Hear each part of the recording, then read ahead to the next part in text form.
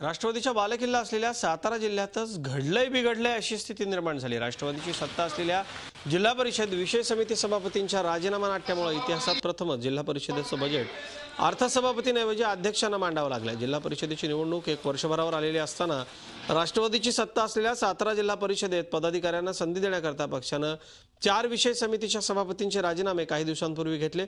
त्यामुळे नाराज झालेल्या कृषी सभापतींनी थेट उच्च न्यायालयात धाव घेऊन दाद मागितली। अशा गोंधळातच 4ही रिक्त सभापती पद रिक्त असताना सातारा जिल्हा परिषदेच्या इतिहासात प्रथमच बजेट हे अर्थसभापतींऐवजी अध्यक्षांना मांडावं लागलं। त्याला विरोधी सदस्यांनी आक्षेप घेतला। मात्र कायद्यानुसार अर्थ विभागाचा कार्यभार अध्यक्षांकडे असल्यानं त्यांनी बजेट सादर केलं। दरम्यान सातारा जिल्हा परिषदेतल्या सभापती राजीनामा नाट्यामुळे सातारा जिल्हा परिषदेत राष्ट्रवादीच्या अंतर्गत 2 गट निर्माण झाले असल्याची कबुली राष्ट्रवादीचे जिल्हा परिषदेमधले पक्षप्रमुख बाळासाहेब भिलार यांनी दिली। राजीनामे मंजूर केले असताना सुद्धा त्याच पदाधिकाऱ्यांच्या नावाने पत्रिका छापल्या आणि तिथं सगळ्या आमच्या समाजाला वाटल्या आणि बाहेर दिल्या। मग एकदा सांगता राजीनामे मंजूर आहे आणि एकदा म्हणता इथं पत्रिकेत नाव आहेत, म्हणजे यांचा घोळ काय तेच समजना।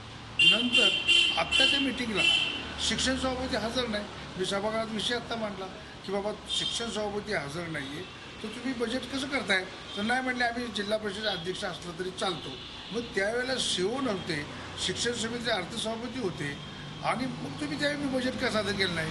हे असले गोलमाल ह्या जिल्हा परिषदमध्ये चालू आहे। अंतर्गत काही कला निर्माण झाली व राजीनामे द्यायचे नाही द्यायचे, राजीनाम्यांना आव्हान पॅटर्न या सगळे प्रकार झाले। पण त्याच्यामध्ये असते सुधारणा होत जाईल। झी 24 तास रहा एक पाऊल पुढे।